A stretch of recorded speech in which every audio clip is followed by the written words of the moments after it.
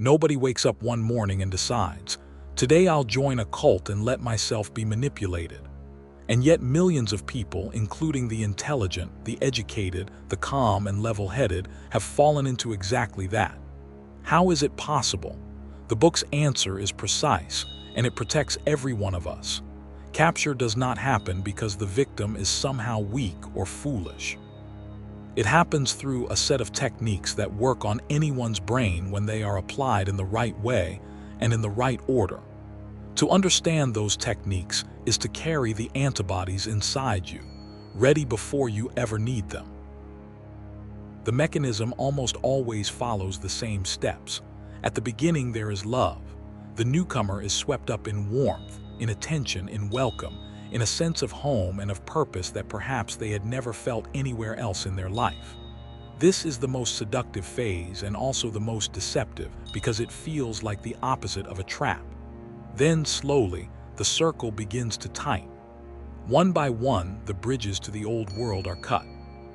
Family, old friends, other points of view, all of these are gently presented as obstacles, as people who do not understand, even as enemies. The person grows more and more alone inside the group, and the group becomes the only source of truth and the only source of affection. There is nowhere else to turn. Then comes the control of information and of thought. An inner language is built, made of special words that quietly shut down conversations and block any doubt before it can form. Doubt itself is reframed as a fault, a weakness, a temptation to be resisted rather than a healthy question to be asked. And the mind is kept constantly busy.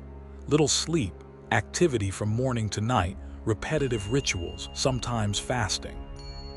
A mind that is tired and saturated is a mind that can no longer think for itself. You will recognize here, in its dark and inverted form, the very same ingredients we met when we spoke of silence and of trance. The repetition, the lowering of the critical mind, the open and suggestible state. Only here they are not used to set a person free. They are used to bind that person tighter. The scholar who described all of this most clearly speaks of a forced choice. The victim still believes they are choosing freely, with their own will and their own reasons, but the real options have quietly been narrowed down to a single one. Everything else has been made unthinkable.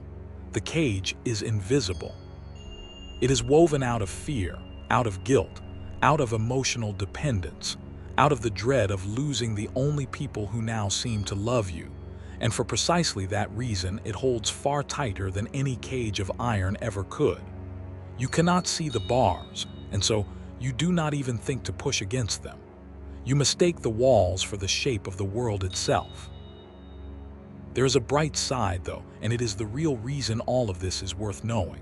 First, there is a way out. There are paths, there are people, there are support groups whose whole purpose is to help those who have left rebuild themselves and find their footing again. And it matters to say this plainly and out loud. The person who fell is not stupid. They were manipulated by methods designed to work on anyone. They are a victim, not a culprit, and they deserve compassion rather than judgment. Second, it can be prevented. The research shows that knowing the techniques of manipulation in advance, much like a vaccine, makes it far harder to fall for them when they appear.